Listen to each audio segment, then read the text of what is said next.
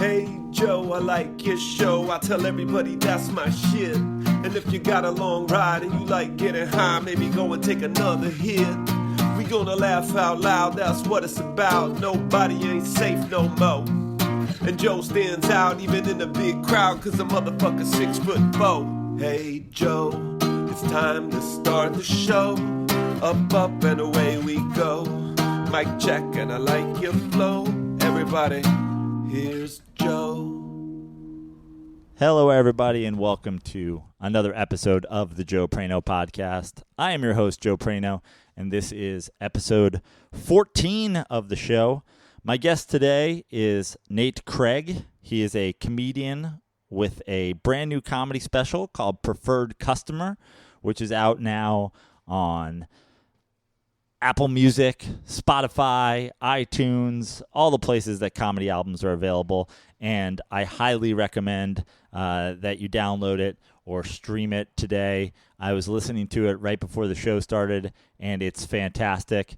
I asked Nate to come on and sit down and talk with me in hopes that you guys enjoy our conversation and buy or rent or stream the special, because Nate's a friend of mine, a fellow West Side comedian, and he's a guy who I often find myself on shows with, and I always make it a point, if I see he's on the flyer for a show or if I see he's on the lineup when I arrive, I always make it a point to stick around and watch Nate's set, because I know there's a lot of comedians who enjoy comedy, but I don't sit around and watch or listen to a lot of comedy. I don't really often even stick around my shows long after, or at least not in the room. I'll go to the bar and have a drink and wait for the crowd to disperse. But Nate always does something in his sets that I really enjoy,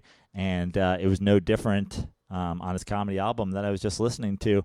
So I sat down with Nate and we talked about his album, his role on Netflix's Maniac, which is out now, and opening for Bill Burr, which he does regularly, and of course, for all of you hockey fans out there who have been coming at me lately over my hockey takes, we got into a little hockey talk, because look, I'm trying to put an olive branch out there to the hockey community. I know a lot of you guys are beefing with me, but Nate and I talked hockey, and hopefully that'll calm the storm a little bit. So enjoy the conversation with Nate and go get Preferred Customer right now.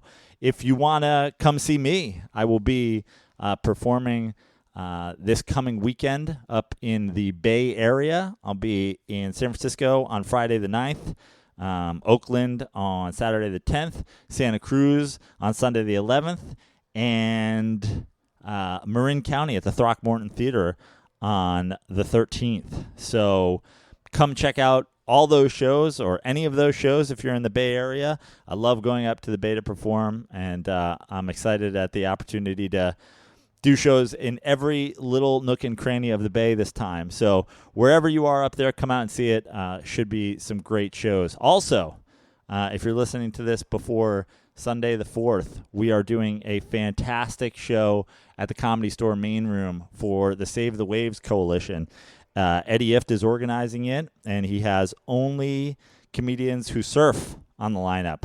Myself, Lachlan Patterson, Chad Goes Deep, Chad Kroger of Chad Goes Deep fame, Monty Franklin, Andrew Norelli, Steve-O dropping into the lineup, and apparently a famous, well-known special guest who better surf, Eddie. He better surf, whoever he or she is.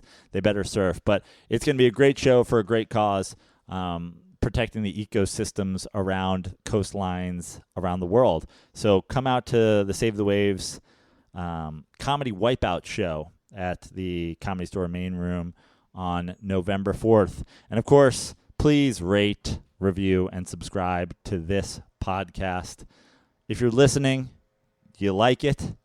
If you're listening, you're a fan, hopefully. And if you haven't rated and reviewed and subscribed, please do that.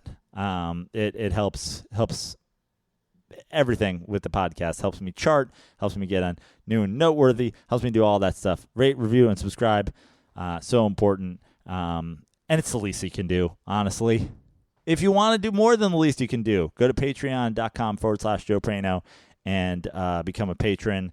Going to start doing some exclusive web streams. I know I've been talking about that for a while, but I've been busy, which is good. But after the Bay, got the holidays coming up. So as I sit around getting fat again, hopefully not, during the holidays, hopefully some live streams for the patrons out there. So subscribe and become a patron and review and do all those things. And also enjoy the show. Here's Nate Craig. Well, thanks for coming over, first of all. And thanks for having me on the JPP. Yeah, I have sort of a rule. It's not a rule. It's not a hard and fast rule, but I'm limiting the comics that I talk to. I just don't. I feel like comedy podcasts, just comedians talking to comedians about comedy over and over and over. So I always say there's got to be some reason other than like, I just don't have a guest this week, so let me call a comedian friend. And the reason for you is, first of all, you have a new comedy album out, Preferred Customer. Yes, sir. It's out everywhere. Everywhere. iTunes, Spotify. Is there a hard copy that can be purchased, Amazon or anything like that? Man, I don't fuck with hard copies Why would you? anymore. Why would you? Right. Nobody wants Unless them. you're going to do like a vinyl. Yeah. You know, unless you're going to be the hipster comic that does the vinyl. Vinyl's the only way, and you know what? There's a market for that, so I get that. I'm not going to hammer those guys. It always looks nice. It is nice to sign them. You know, a couple 5 years ago, I did a bunch of dates with Kanane, and he had the vinyl, and it, you know, don't get me wrong, it looks sharp. And you but you also have to know your audience is an audience that's going to buy. Like, I don't think the Joe Prano fans own a lot of record players. No. They're not even buying my digital download. My mom might be the only Nate Craig fan with a record player. And also, I wanted to have you on. You've done Dirty Sports. You just sat in for me on Dirty Slides, but I'd love to have you on getting dirty on this show because I've always been a supreme fan of your comedy. You write. People always ask me, like, comics, like, who should I know about that I don't know about? And I have, like, a list of people. And I was just thinking about it. I'm like, Nate's not a person I say on that, but you're on a different list in my head of, like, people who I wish I wrote jokes like. Oh, like, I listen to your jokes. I'm like, fuck, why am I writing shit about just being a drunk when I can be writing stuff about this? You know? About other people being drunks? Yeah, exactly. But I was just listening to your album before you got here, and it's fantastic. Oh, thank you, halfway dude. through, I told you I've heard most of the jokes in person, but you did it. Where did you record?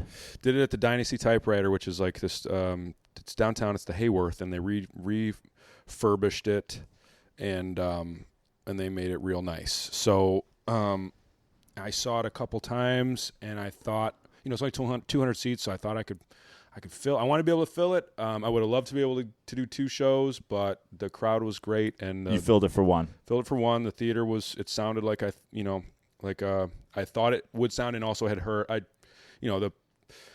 The people that did it, Jamie, Vanessa, Jessica, they all did a great job with the theater. They told me that, you know, Dan Harmon does his podcast there every week, and then it sounds great when it's full, and it did. Yeah, it sounded fantastic. The crowd sounds great. And when you decided that you were going to do it, I saw, like, I hadn't even realized you have multiple albums available. 3, yeah. So you 3 out. How long? This is the first one, though, that I've done it in front of a crowd that came out to see me. The first 2 were literally, I got an hour of material. I'm working at a comedy club that I love.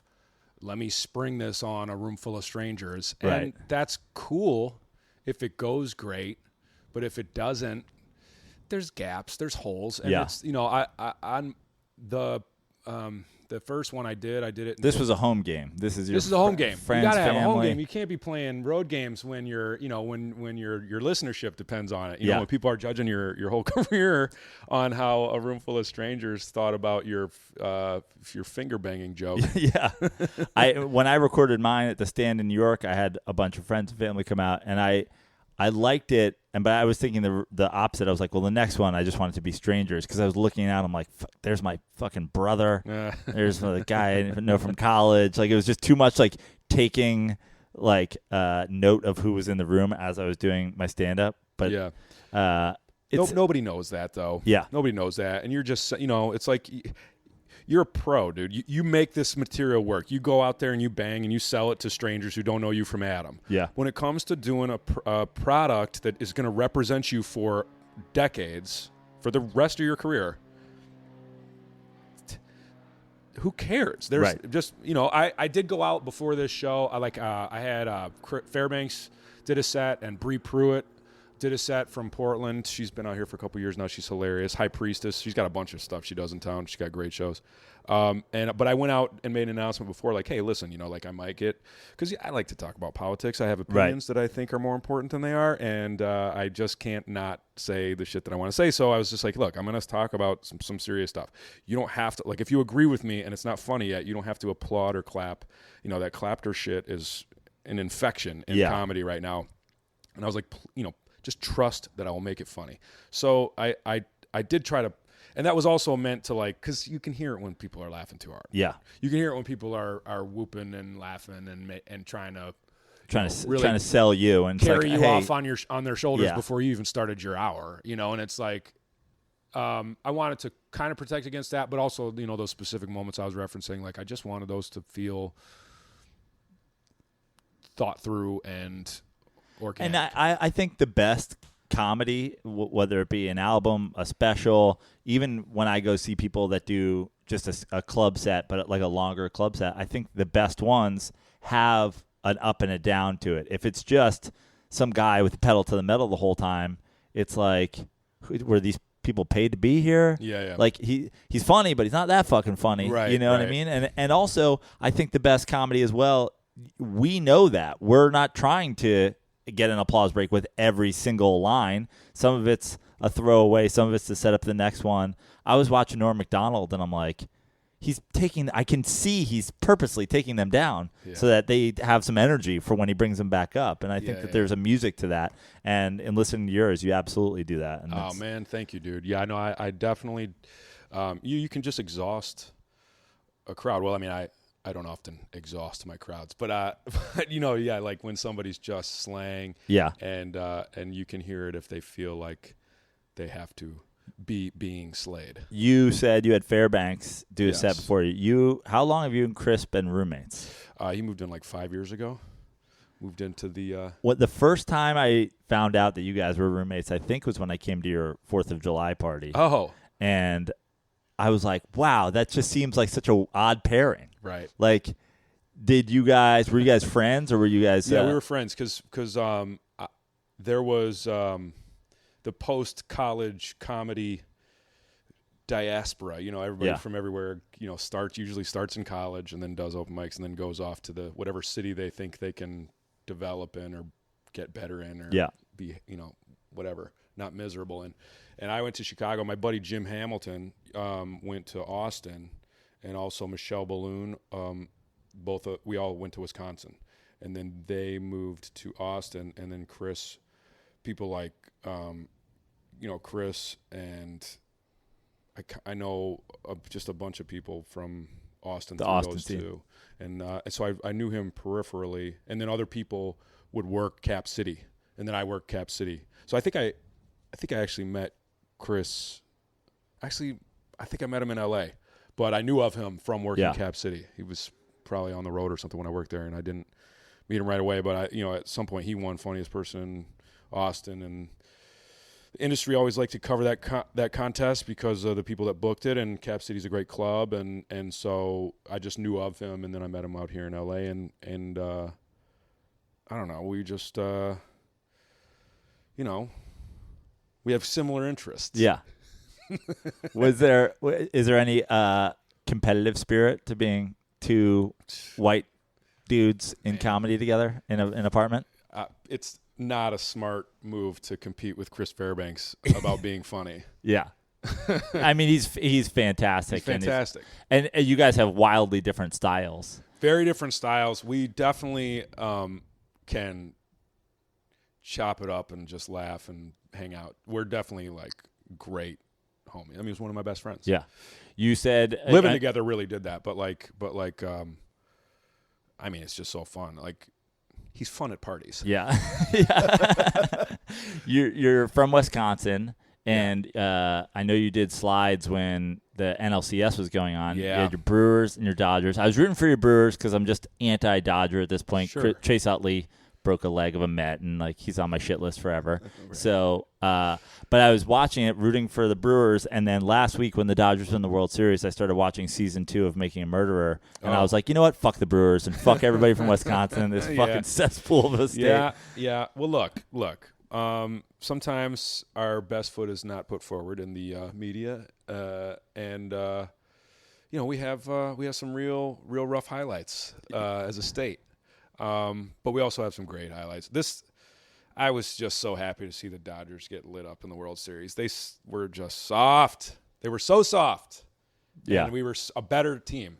I agree. I don't care enough about baseball to have any qualms about being a sore loser. Yeah. We were a better team. You were a better Brewers team. were a way better baseball Right. team. They have more talent, but you guys were a better baseball team. And in the end, I don't know if they have more talent. Like our pitching staff. certainly, yeah. We had the the arms. bullpen was crazy. We had the arms. Maybe they do have more talent. It's tough. It's tough to compete with the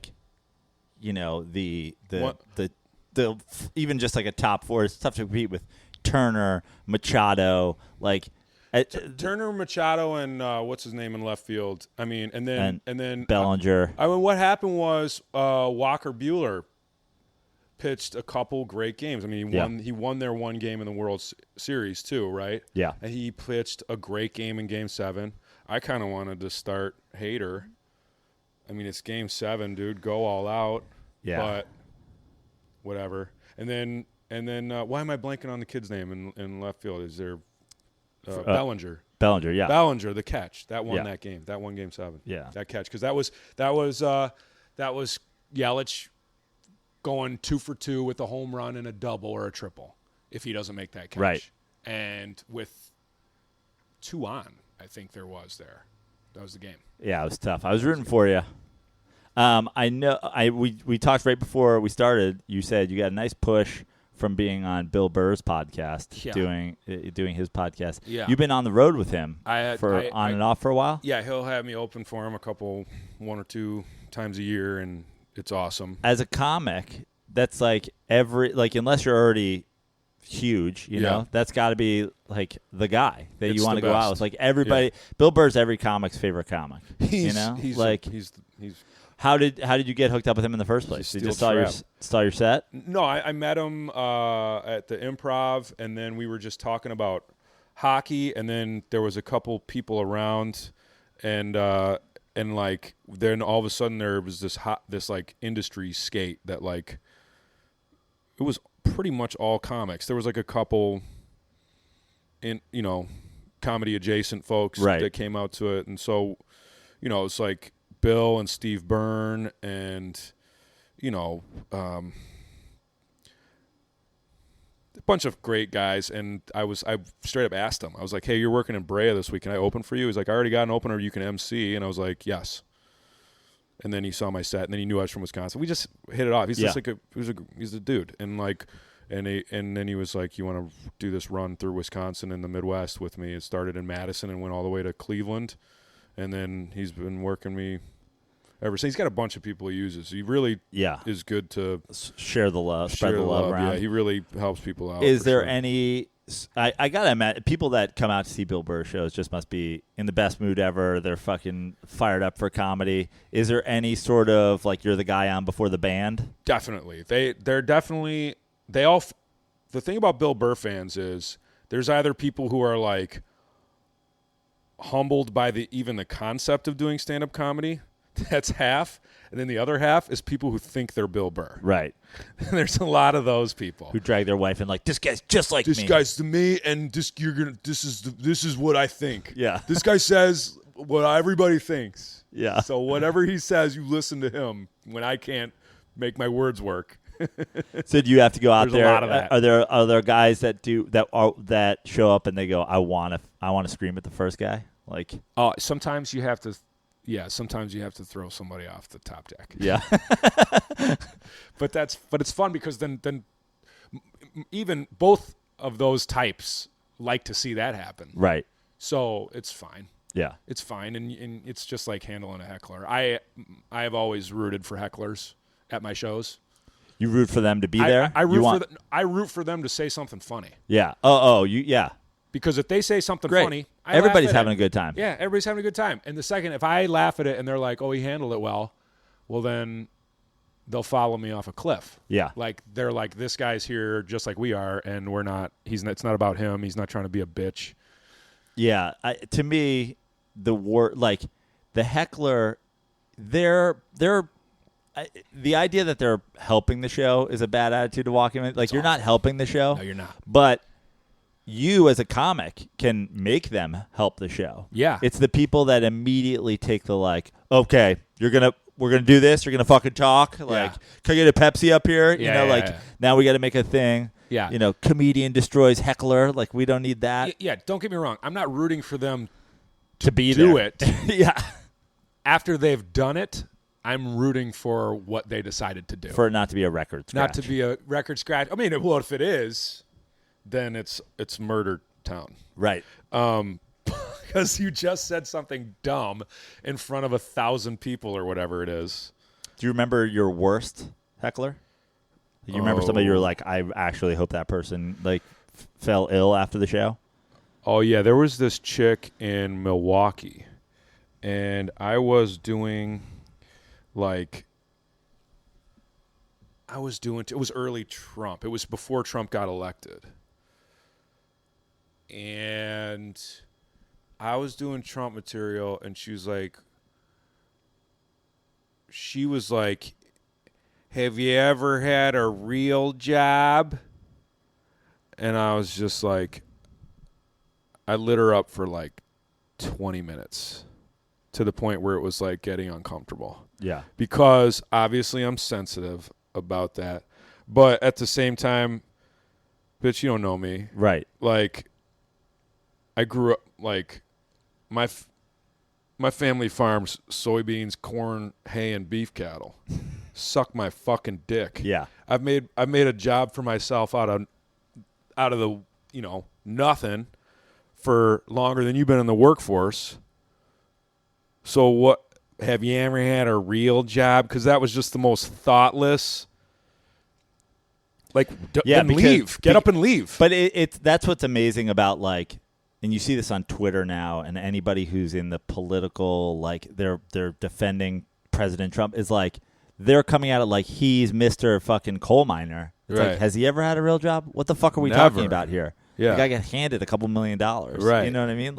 Who are you standing for, and why is this the approach you're Why taking? is this fake New York tough guy all of a sudden? That New Yorkers, that's what I've said about Trump from the beginning. I'm like, welcome to hating Trump. New Yorkers, we've hated him for 40 years. Forever. Dude, his book came out in the 80s. Forever. I was 8. My mom's like, this guy's a fucking idiot. He's the worst. Yeah.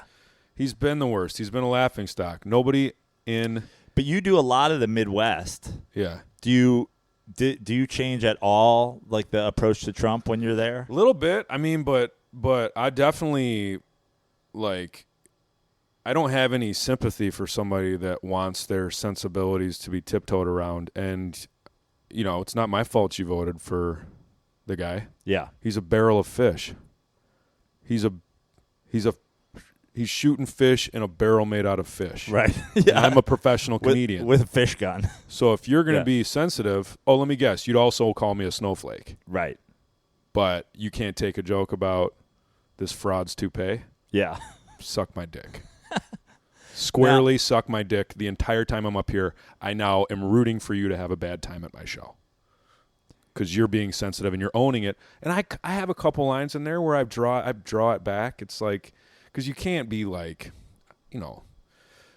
problem with, I think, both sides of the political spectrum is each side has a different version of taking human beings way too seriously.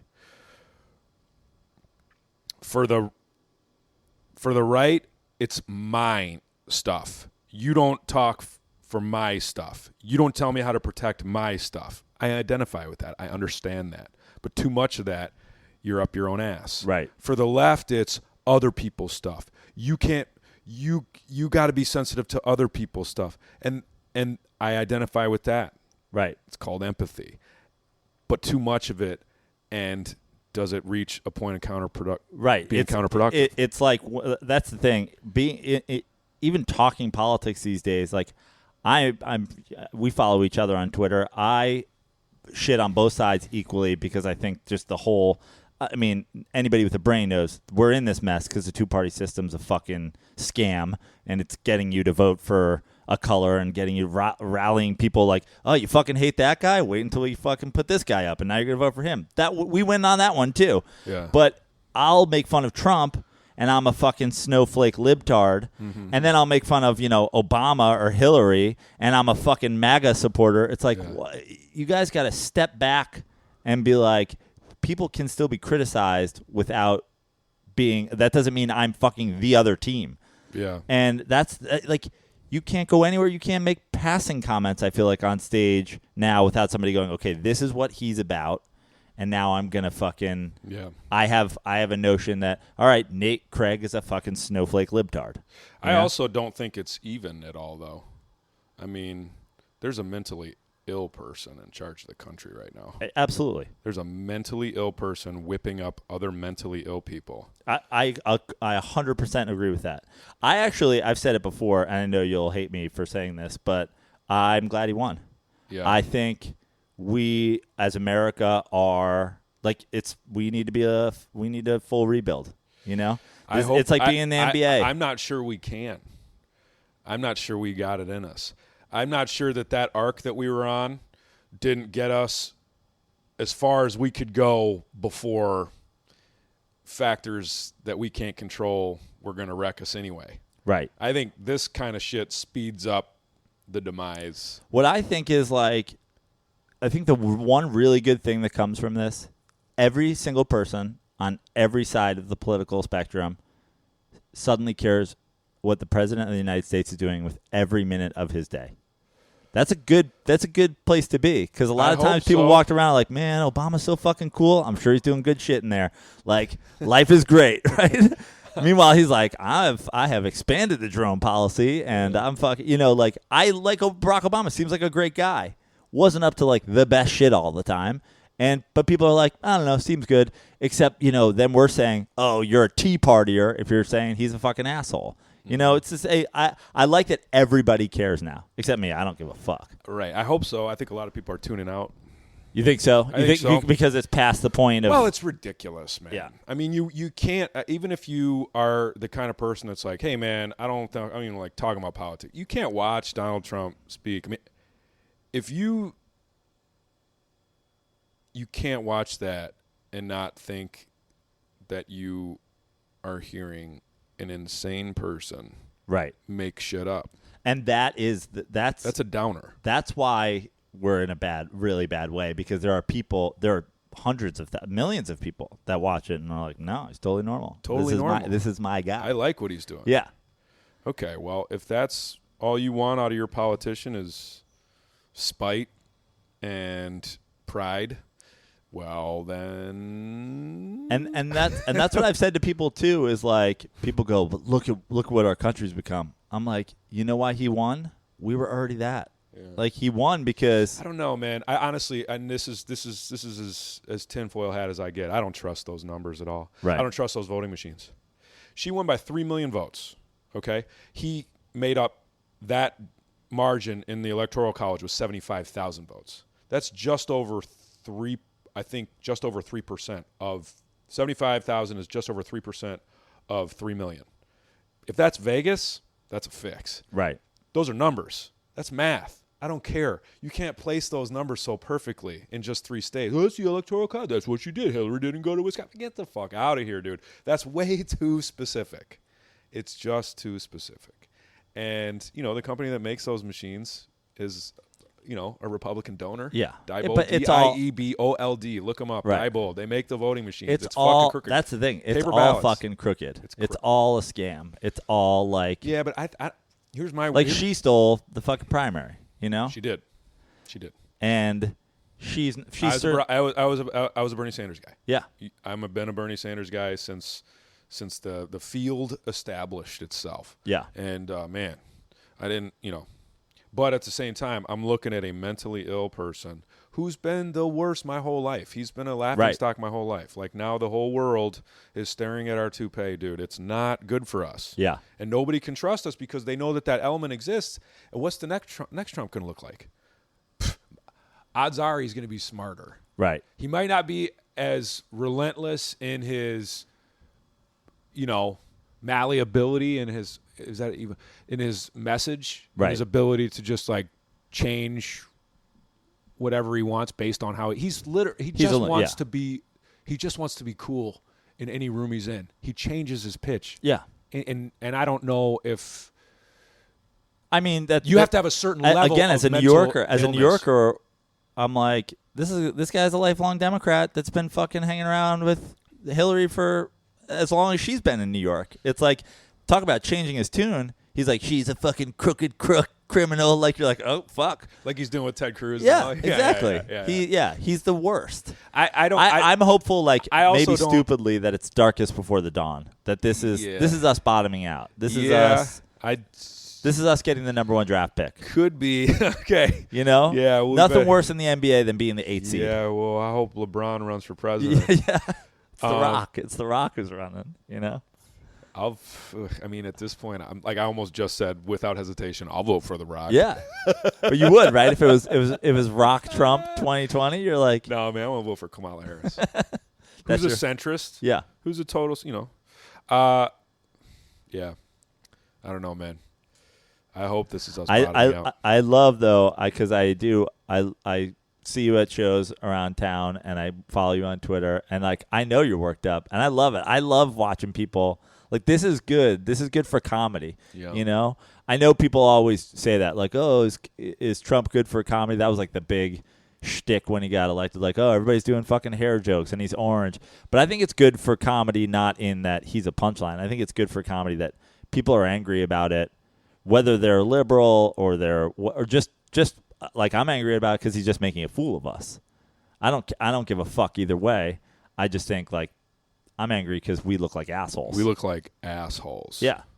But my thing is always like, we kind of are assholes. Like, we're lucky enough to be in L.A. I was New York and then L.A. But you go to the middle and you got nothing to do before the show. Yeah. And you go to the mall. Right. It's a lot of camouflage and cargo pants. Yeah. And fucking fat people. And you're like, we are assholes. Okay, but there has to be a moral compass. Otherwise, the United States is not what it's is not great. Right. If there's no moral compass, the United States is not great. It's not worth a fuck. It's just it's a drive-through on an island. It's a drive-through in the middle of 2 oceans, dude. Yeah. And if there's no moral compass, then we're just garbage, and we don't deserve the fucking extra value meal. Yeah. I don't think we do at this point. That's why I'm hopeful. This is us bottoming out. All right. This is us. I was rooting for him, I was just rooting for him against her because I was like, we don't need to. Again, I don't want to be an 8 seed forever. Like, let's just bottom out and fucking refresh. Yeah. So, some happier news. You're engaged now. I am engaged. I heard you say that, I think, on stage at one point, and I was like, oh, he's doing a bit. No, man, I got engaged. We were seeing each other for a while.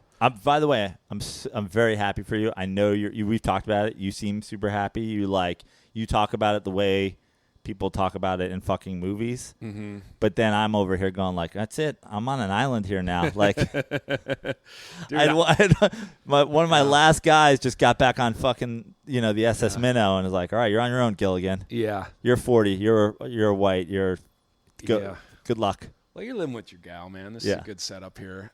You're well on your way. I just, first of all, I met a great woman. And then, aside from that, like, we live in a very kind of, it's a young city, a young part of the city. Right. And I don't know, it's running out of places to go, Joe. Yeah. Yeah. Are you looking forward to the marriage material? Yeah, of course. You just put out an album. I feel like that you're like, I need another hour now. Yeah. Can I plan a wedding? Well, I mean, the real pressure is kids. I mean, that's the because I like to, and this goes back to what we were just talking about. Like, it is boring if you got to write around the hairpiece, you know? Yeah. Well, not specifically the hairpiece. I think people glossed over that entirely, missed the whole fucking. Yeah. People just assumed that everybody was going to be talking about a hairpiece because they should be talking about a hairpiece, but they didn't. But that said, like, you got to, what's it really about? Like, what's it about for every individual who's at your show or watching stand-up? Like, how are they going to identify with the logic or the whatever sentiment, you know, is behind the, you know, the bit or the comic device that you do that you're using to frame the absurdity.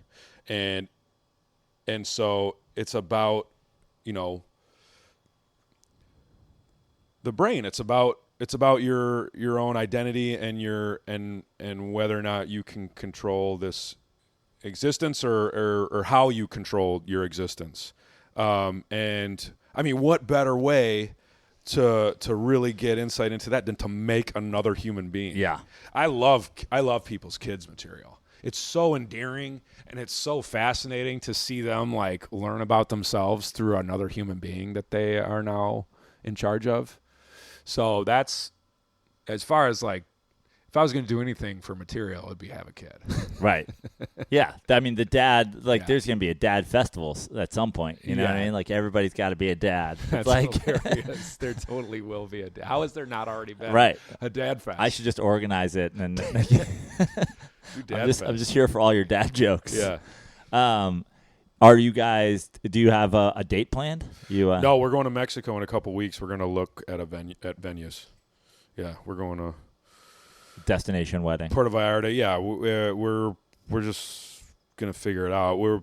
It's late next year. Yeah. We're in no rush.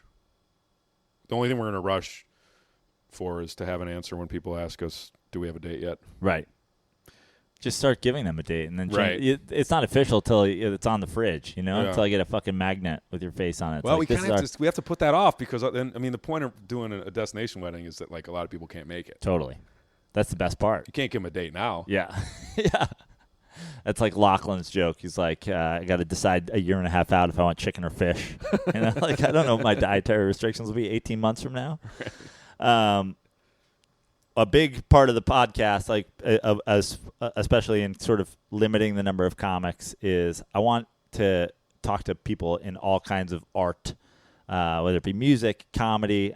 But you're a great example of somebody I think that does, you know, a very artistic form of comedy. I heard you in the beginning of your special, you kind of have a preamble almost. Yeah.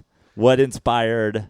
Oh, thank you, dude. Well, first of all, thank you. To me, I'm like, Nate, well, I know I've heard a lot of these jokes and he's going to go some places, but I'm wondering just like, what is this? I was literally thinking, what is this going to be out of the gate? Well, you know? And then you came with something completely different than, you know, just your stand-up set. Yeah, I wanted to do that. I definitely wanted to hook people.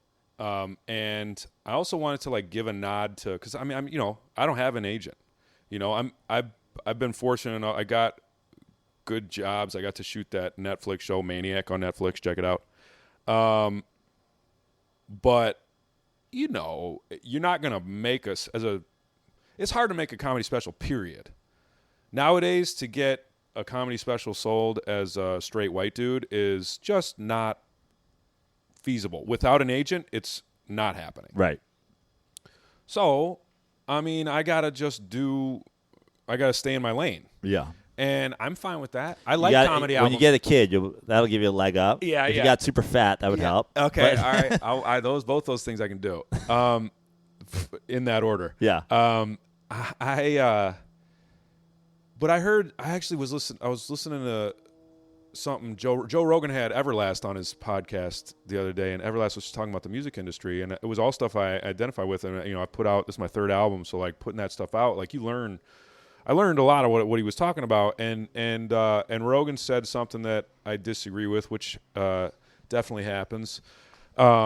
He said that he thought that it was such a limited way to consume comedy. That's the only way I consumed comedy. Right.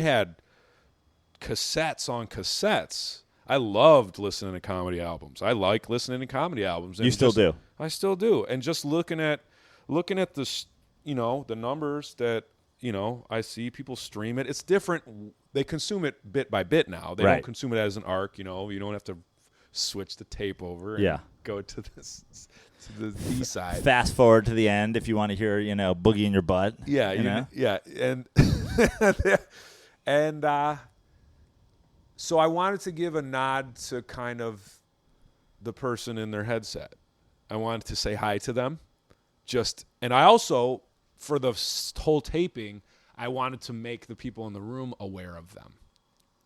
I thought that made it a more expansive, probably reverse the order of that. I probably wanted to make it a more expansive experience for anybody in the room, and then also kind of say hi to the. So you, I imagine you wrote that out. And I did, yeah. I but did you get a chance to say it before then? I did it. I ran it once in Milwaukee at because I'm from Wisconsin, so I had a bunch of friendlies in Milwaukee, and I did a show at a theater, this awesome theater, the Milwaukee Underground Collaborative, and it's right downtown. It's right by all the stadiums, the new Forum, right. Milwaukee Forum, and so it had to change, but I learned a couple things that stuck, and I learned it went a little long that time, and so I was able to tighten it once, and then I did it for a couple friends, did it for my girl.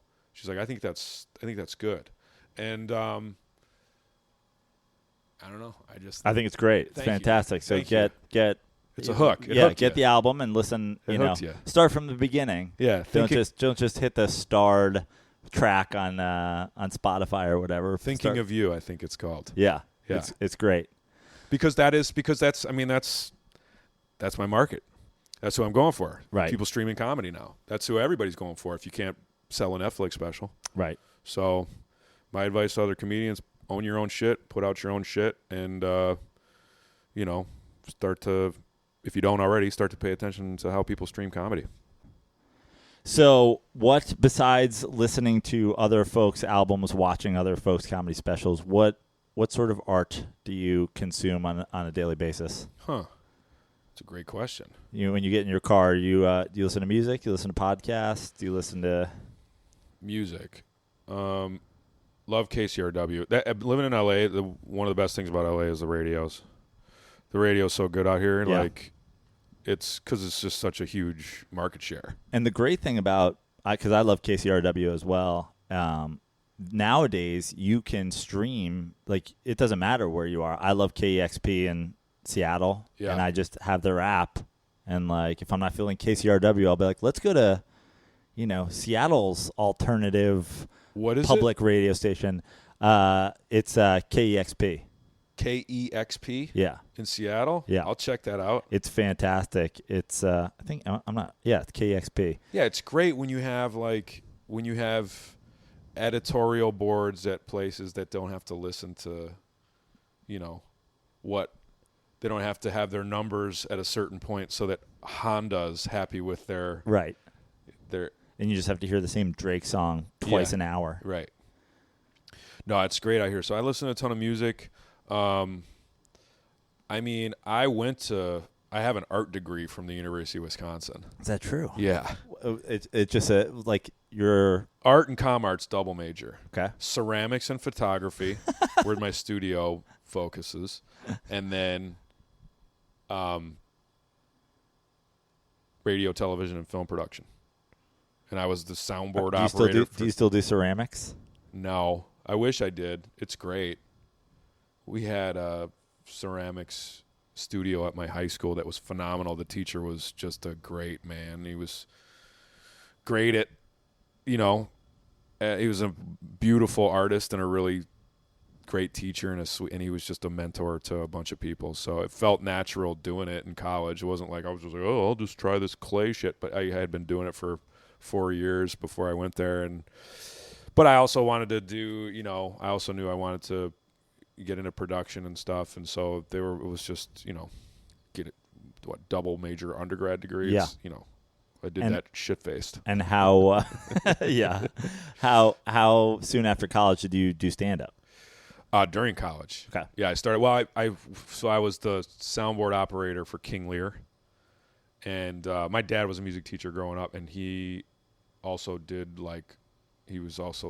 plays and stuff, like musicals. Yep.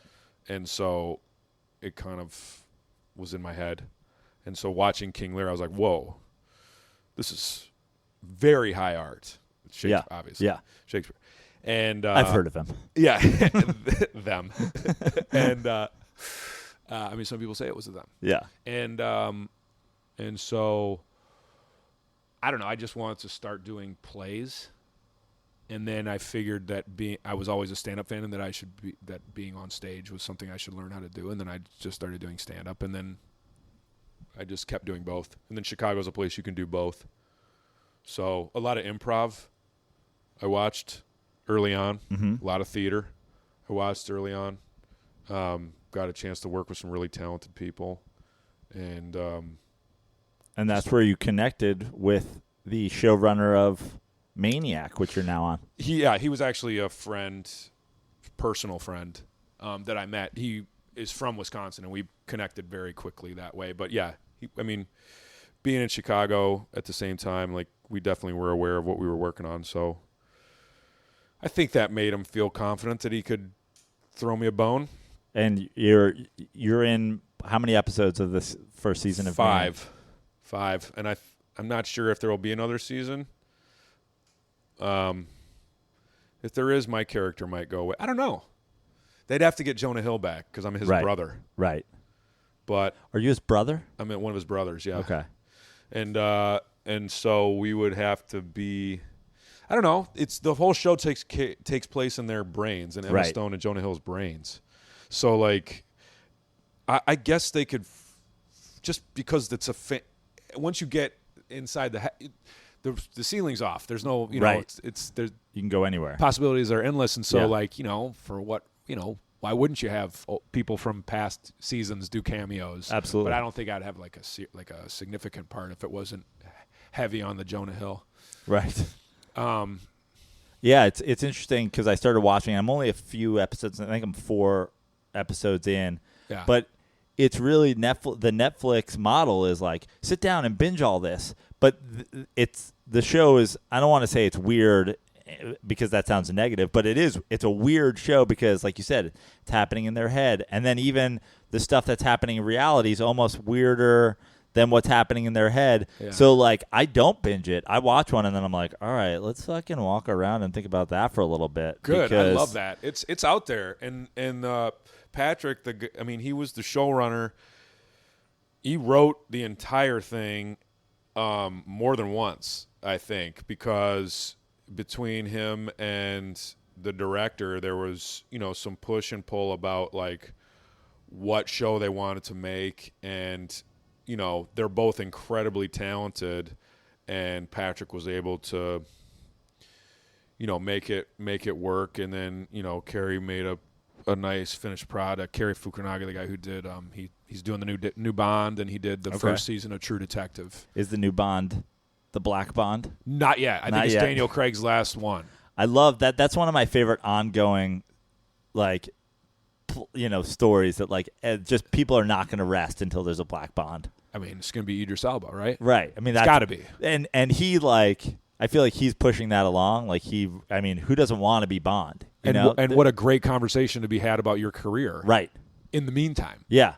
This just like that. Like 5 years ago, they decided he should be the Bond, and then it's still like he's the guy. A Black Bond? Yeah. If you can't get behind a Black James Bond, go the fuck back to your barn. Right. You go back to your barn and you think about what you've done. My argument, it's funny because I don't care if there's a woman Bond. I don't care if there's a trans Bond, a Black Bond, and I don't care. It doesn't make a fucking difference. But it's funny because the two sides of the argument, it's like the people who also are like Scarlett Johansson can't play a trans woman is like, yeah, Idris Elba should be Bond. I'm like, pick a fucking lane. It's just acting, right? Like, we'll create characters. Like, I feel like the woke crowd simultaneously wants a Black Bond and like people that are like gender specific or race specific to play whatever. Like I can't play, even though I look Middle Eastern and people think I'm Middle Eastern all the time, but I'm Italian.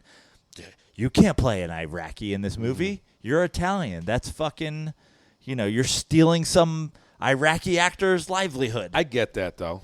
You get that? I get that. Yeah, for sure. Because, I don't know, man. What better opportunity to break down people's prejudice than, like, I mean, if you're going to tell the story,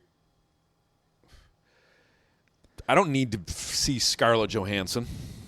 I don't need her. I mean, the answer for that is great. Get a trans actor to do it, but who's the trans actor that's opening movies? That's like selling $20 million worth of tickets. Right. So it can be Scarlett Johansson telling a trans story, or it can be no one telling a trans story. Which is why I'm like, yeah, definitely make Idris Elba Bond. People will go to like it. People will go to fucking hate it.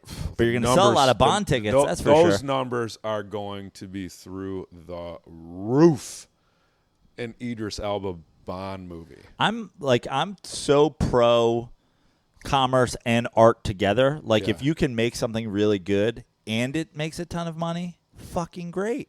Yeah. I'm not like, oh, it has to be this underground thing. Like a lot of artists are always like, oh, if it's a big studio movie or if it's a big, I did a joke on Twitter a couple years ago where I said, here's a look at the Black Keys new album cover, and it was just like the back, and it just said like Volkswagen ad, 7-Eleven ad, because like they're those guys, but also they get to who's selling fucking music anymore. Right. So if that's why we keep getting like dope Black Keys albums is because they know 5 of them are going to be IKEA songs, and fucking good for them. I don't give a shit. Right. And then you get the singles that you need. Yeah. But, so let Scarlett Johansson tell a fucking trans story. I love that you say that about Maniac because I really feel like even though, it was such a process for Patrick to write the show that they eventually made, I think he kept, such a literary element to it, to the storytelling. Like, if you listen to it when you watch it, it is – because he started out as a novelist. And that's how he got into TV. Like he wrote a couple books that just got blown up by the New York Times, and then And you can tell that in watching the show, in the visuals when they're showing something that has to be like you're supposed to learn something just by looking at it, looking at the computer and the way like the computer's lights are going. It's telling something. That has to be written out. Do you know what I mean? That has to be on the page somewhere, and this is what it's going to look like. And that's the stuff I'm always like, man, that must have been a paragraph on a script that says this is what this fucking computer is going to be looking like. The details were... And that's what I like. People always ask me, I love going to the movies, and I love talking about movies and thinking about it, and people always go like, what'd you think of that? And I'm like, I don't know, I just saw it. Can you give me if I'm still thinking about it in 2 days, I'll have a review. Otherwise, it probably sucked. Yeah. You know what I mean? Right. You watch fucking Avengers Civil War, and then I was like, I don't even remember what happened 2 days later. Haven't even thought about it. Yeah. But Maniac, that's what I was doing. I was watching a couple, and even my girlfriend, she's into the binging thing. And I'm like, can we just slow down? Because I'm fucking still processing that last one. I want to know what I think about it before I move on. I like that you're watching it. I like that you're taking your time. In my opinion, it does get better as it goes on. Meanwhile, I binged Making a Murderer because I'm like, these fucking people. Whoa, there's some. It's watchable. Yeah. It was impressive to me that I don't know if I've ever seen a documentary with no narrator. Yeah. Fantastic. That's pretty impressive. To have enough footage to tell the story the way you want to tell the story and to put it together in a way. I get it if people say, they told it the way they wanted to tell it, blah, blah, blah.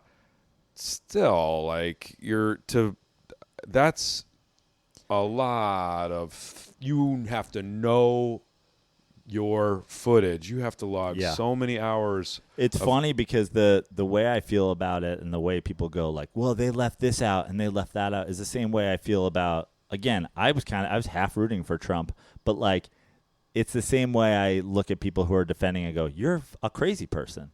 because I don't care what they left out. The fucking original prosecutor is a scumbag, lying motherfucker. I don't need to know any of the details. Yeah. I know human beings. I have an ability to look at somebody and go, this guy's a scumbag. How about when the police officer, the best moment of the whole series is when the officer gets caught lying on the stand. Yeah. About the license plate. I mean, the whole show's worth it just for that moment. To see a cop get caught lying on the stand I was just like, oh shit. Yeah. And any cops getting caught in fucking nets is I'll definitely binge hours with of his shit big, to get stupid crew cut. His eyes got all big. He was looking like a deer was about to get ran down by a semi truck, dude. It was great. And then the fact that they couldn't find any blood in the grass. We don't need to talk about making murder. They couldn't find any blood in the grass. That's where they said the chick got murdered. Okay, well then I guess we should figure out what happened. Right. Because the way you're saying that it happened to the point where you're putting 2 people in jail, that clearly did not happen. It's funny though. The only reason I bring it up is because now every time I hear Wisconsin, I start to boil over just the making a murderer case. Like fucking Wisconsin. You goddamn accents and the cheese and the fucking I love it. pinning murders on I thought people. you were saying what? Because somebody tweeted at me after Burr's podcast that people from Wisconsin say Wisconsin, but that's not how people from Wisconsin say Wisconsin. Wisconsin people take out the I and then put in an extra A and an H. Yeah. It's Wisconsin. That's how people from Wisconsin. You say Wisconsin. Yeah. Yeah, that's how people on the coast say Wisconsin. It's Wisconsin. Yeah, Wisconsin. Wisconsin. Okay, good. I thought you were making fun of the way I said it. No, not at all. Because I said I'm sure you're saying it correctly. No, there's nothing worse than when somebody from their shitty state wants you to say it the way they want you to say it. Yeah. So we were talking about art before. You said you listen to music. Mm-hmm. This is one I ask people. It's sort of my repetitive question on this one because it's my favorite. It's my favorite question to ask anybody about it. Is this? I sense a gotcha question. No, not at all. If you were stuck on a desert island for 1 year, I got the answer to this. You can bring any amount of music with you, but it's got to be one artist. One artist? One artist.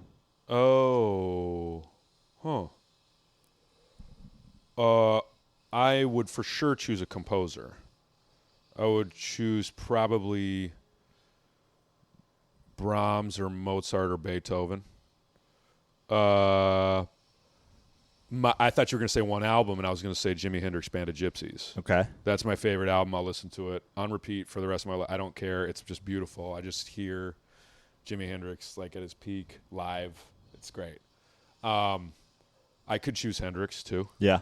Because he's got there's plenty. It's it's a couple different bands and right. Just so much in such a short time that was awesome. What about a composer? Why did you? Because you pivoted. I saw you were like, okay, I know, and then you're like, oh wait, why? What took you to composer? Yeah, first of all, you instantly get more musicians, right? So you're listening to so many different things, and also just by the compositions are so complicated and long. It's just you got more to listen to. Yeah, and you'll probably. I would just assume, and I could probably make this assertion and stand by it, that the more complex the music that you're listening to, the more expansive it is. That would probably be. I stand by that. Yeah. Have you watched Norm's show on Netflix? I watched a little bit of it. He has when he does jokes at the end, he has everybody reads off the blue cards. Yeah. My favorite one of the whole series, I think he has Michael Keaton on. I think Norm actually reads it though. He says when Bach sits down to write a new piece, his first thought must be, well, I got to make this really fucking hard to play. I just thought it was so great. Because you're absolutely right.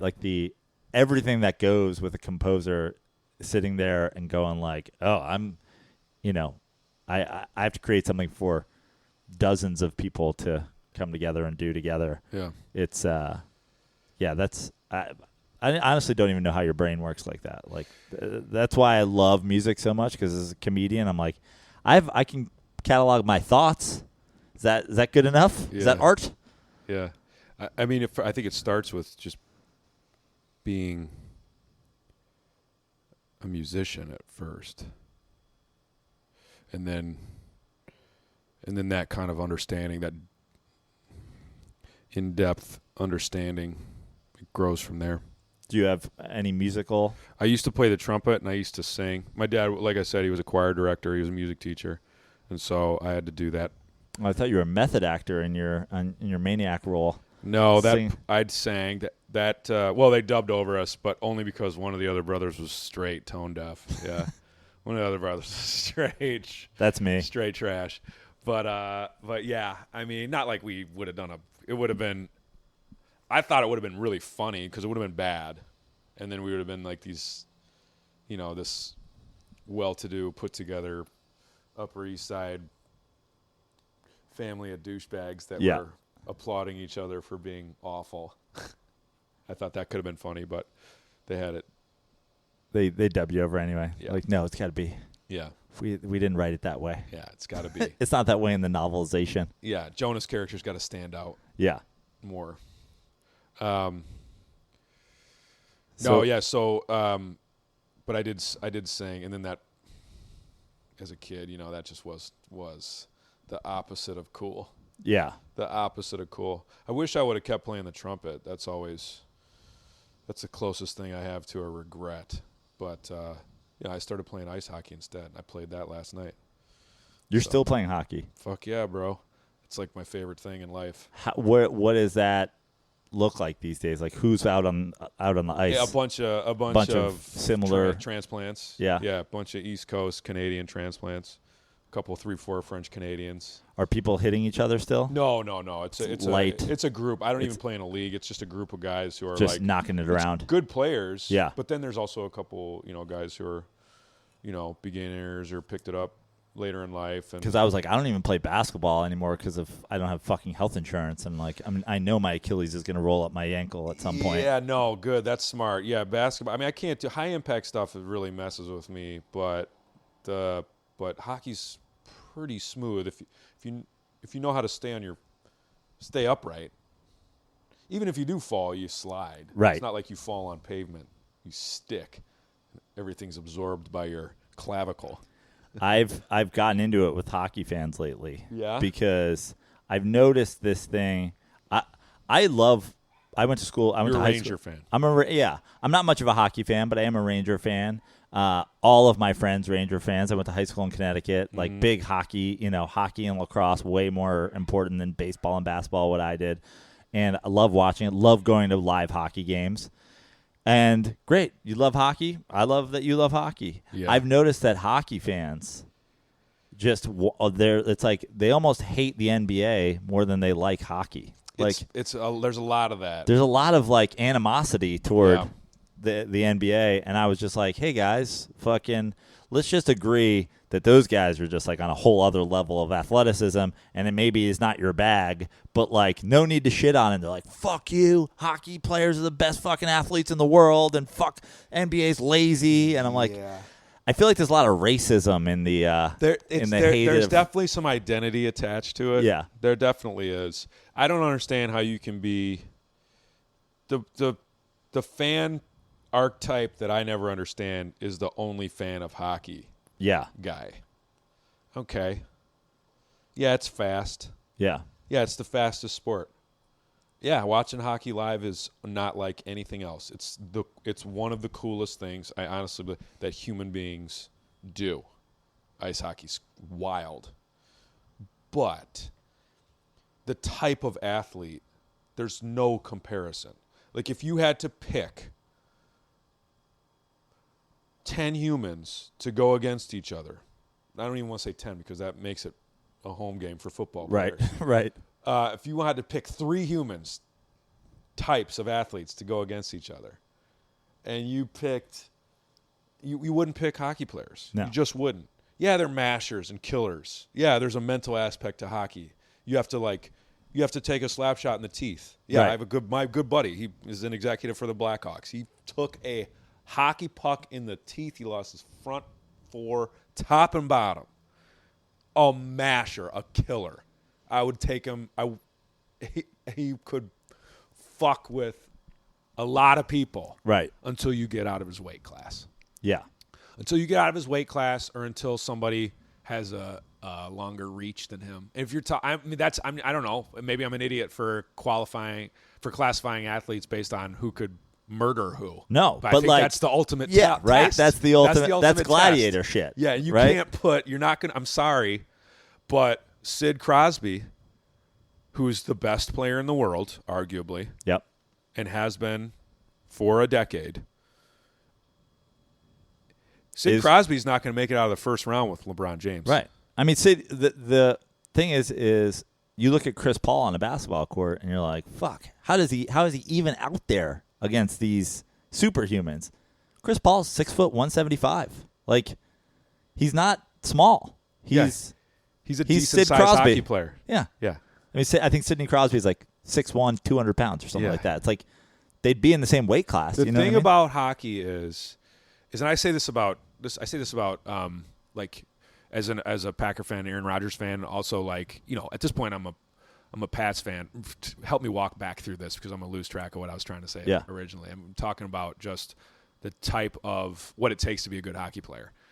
I think, and I love the Patriots at this point because they gave us 8 incredible Super Bowls and had the decency to lose 3 of them. Yeah, thank you. So if you're not a Patriots fan in some respect at this point, you just don't appreciate. I always say you don't know how to enjoy Super Bowl Sunday. Yeah, I always say about the Patriots, especially being a Giants fan, I'm like, I always root for them to be there, just in case we get there too. Yeah, then we win. Yeah. You know, You win, and for and sure. it's the best. Yeah. It's the best winning. Yes, that's the only thing I like about the Giants. Yeah. But what I say about quarterbacks of that caliber is the career time is so short in the NFL that like every year they stay in the league, they get that much better than their competition. Right. Because they just know the game that much better. They're that much more equipped. And now, you know, I just went to the Rams game at the Coliseum on Sunday, and Aaron Rodgers just is, you know, we were 9.5 point underdogs. Yeah. First of all, that's Vegas telling Green Bay they should have fired their coach 2 years ago. I looked it up, dude. I don't know I couldn't find what the biggest underdog Tom Brady's ever been, but it sure as fuck ain't 9.5 points. Right. He's a favorite 50 games going into this season. I want Mike McCarthy fired. Yeah. Today. Like if it came if it came out that Mike McCarthy 4 years ago, I'd be ecstatic. But instead they traded our Pro Bowl safety. Right. No, McCarthy's he's a mope. It's the biggest waste of talent ever. I mean, I am of the opinion it's tough to watch that Aaron Rodgers is the greatest quarterback of all time. Statistically, yeah. But you know, it's tough to compete with. He says all you need to say about that. It's like, I mean, the guy's got 5 Super Bowls. Right. What are you going to say? So back to my point. I'm gonna say Mike McCarthy's a fucking boob, and free Aaron Rodgers of that. Free Aaron Rodgers. Give the guy a chance. Give him a chance. Let him run. Put him in the shotgun. Let him call the plays. Enough of this nonsense. Please don't run it into Dominican Sue's chest when you're 5 yards in the end zone. So hockey players. The thing about hockey is it takes so long to get good at hockey. To get really good at hockey. And there's kids that are just lights out. You know, there's kids that know how to, you know, to use their body to control the puck. You know, it's a top and bottom game. You know, like, you know, they say cornerbacks are just receivers that can't catch. Yeah. You know, there's really not that much of that. I mean, you play defense if you don't have nice hands and can't shoot and can't snipe. There's a version of that. But it's a top and bottom game. You have to use I had to learn how to skate, and then I had to learn, because I started kind of late. I had to learn how to skate, and then I had to learn how to stick handle, and I'm still not good at either. Right. But, like, I've been playing for 30 years. Yeah. Like in basketball, you already know how to run. You're already there. You know, it's not like you just get a jump shot. You have to learn how to keep your elbow in. You have to learn, you know, how to follow through. You have to learn how to square up. You have to learn. I'm not saying basketball is not a top and bottom game, but hockey, you have a utensil. You have a 5-foot utensil, and the puck. It's a very precise game. Yeah. Hockey, and every sport is. I understand every fan of every sport is going to say that, but I'm just saying hockey takes a long time to get good. And there's a reason why these guys can play longer. You know, like a Teemu Selanne can play till he's whatever he was, 42 years old or something like that. Is Jágr still in the NHL? is. I think he's on a roster right now. That's ridiculous. It is ridiculous. He was on fucking NHLPA 92. I know. You know, that is. Like I imagine there's dozens of guys that were also on that video game that are dead now. Yeah, right. Like, yeah. Is Jeff Boogaboom alive? He can't be. Like, he just can't be. Like, yeah, dude. I mean, it's also I maintain that the low impact, the kind of gliding aspect. I mean, but these guys are playing with killers. I mean, it's full contact up there. It's got everything to do with knowing where to be when and. Now you talked about your buddy who got all his teeth knocked out. Why, like, of all the sport, like, why aren't these guys wearing masks? Is that just like an ego thing? Is that just like no? I mean, you can't fight with a mask on. Right. It's about there. That's definitely an element to the game because there is such. I mean, you're playing. Like I said, I called it a utensil. I also could have called it a weapon. Like right. You're playing with guys, and it's very easy. You can precisely break someone's wrist if you want. And you have to keep that from happening, and so there has to be these animals on the roster. Right. And then it has everything to do with how they call the game. Yeah. And then we get back, and then I get back to hating hockey fans. Not that I hate hockey fans, but the whole like nothing's wrong with the game, the whole like pridefulness and like it's our own little special pet, and I'll love it and hug it and kiss it and pet it and call it George. It's just like, dude, it's evolving. I mean, first of all, the equipment is so much different now. That makes the play faster and better and more precise and more accurate. Why don't you change the rules? Why don't you make penalties mandatory? So that a team's on a power play for two. Power plays are great. It's exciting to watch a shooting gallery. Yeah. I don't know. I just think there should be way more scoring in hockey, and there should have been for a long, long time. The fact that the 2-line pass was a thing at all is the oldest, clunkiest, whitest rule. Right. In the fastest, best sport, in my opinion, in the world. Are there versions of it that isn't rule, like international or amateur? Well, it's not now. It's not. It just was. Forever. The 2-line. And you could do like the neutral zone lock or whatever the Devils won 2 cups with, around 2000 when they did right after in the middle of Detroit's dynasty, the only reason that the Devils were good. But, yeah. And then. Fuck New Jersey.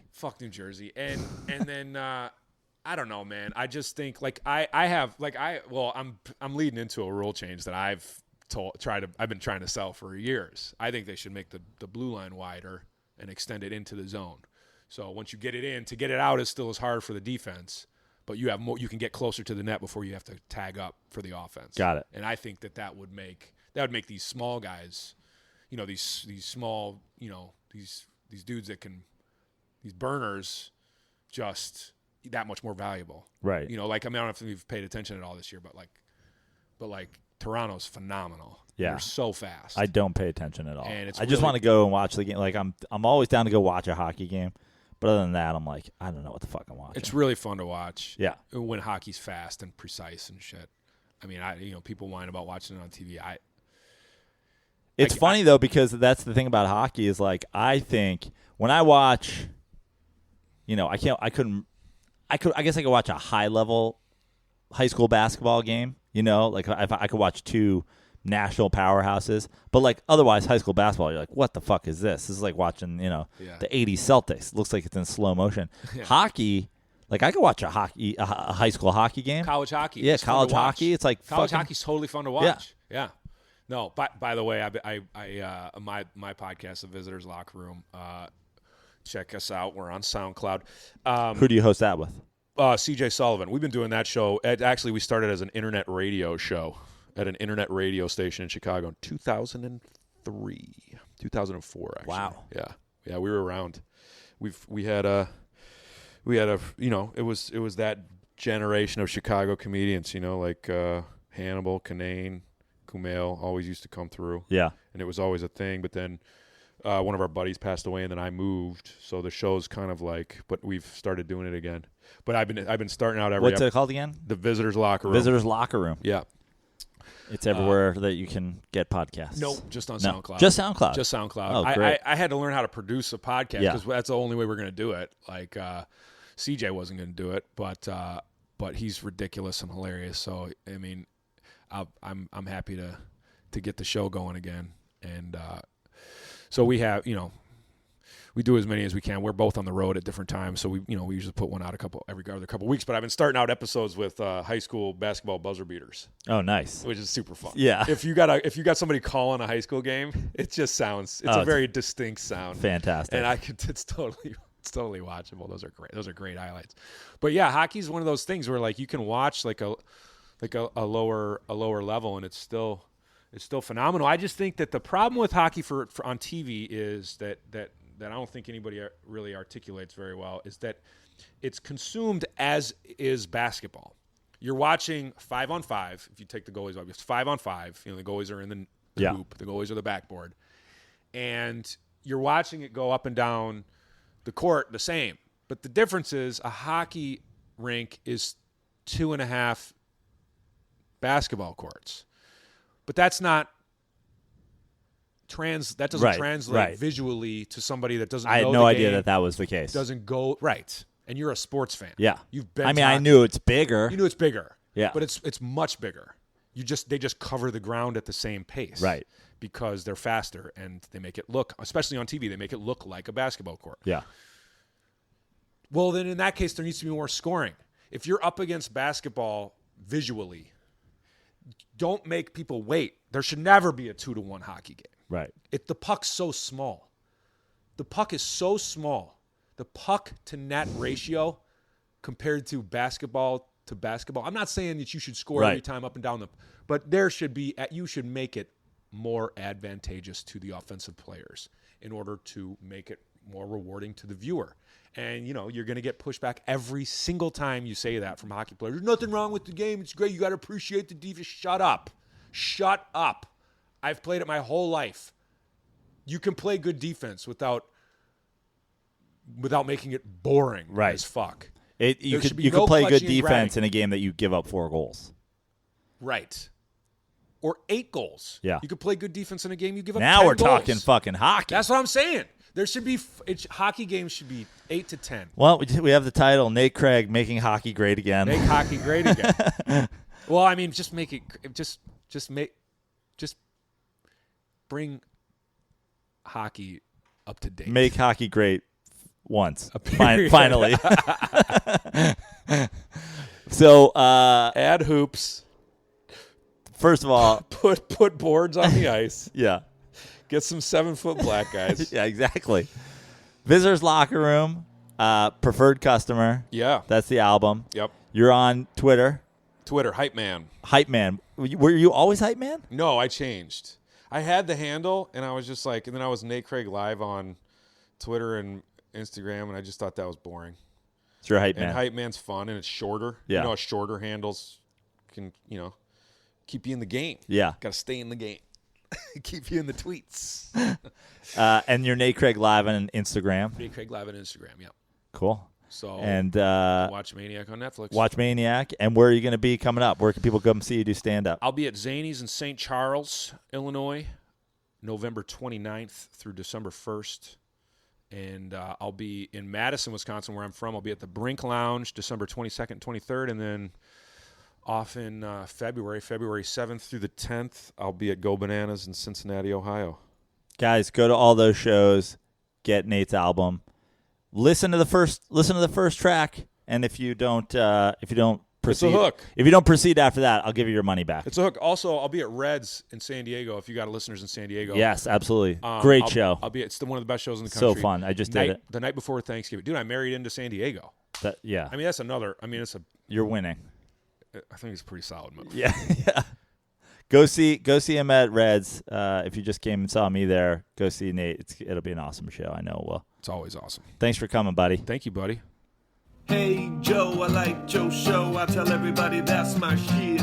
See, I had a long ride, turn the volume up high, and the time flew by so quick. I laughed out loud, that's what it's about. I really don't feel safe no more. And Joe stands out even in a big crowd, cause he drinks till he hits the flow. Hey Joe, it's time time to stop the show. Pack it up and away we go. Donate 'cause we almost broke. Everybody, that was Joe.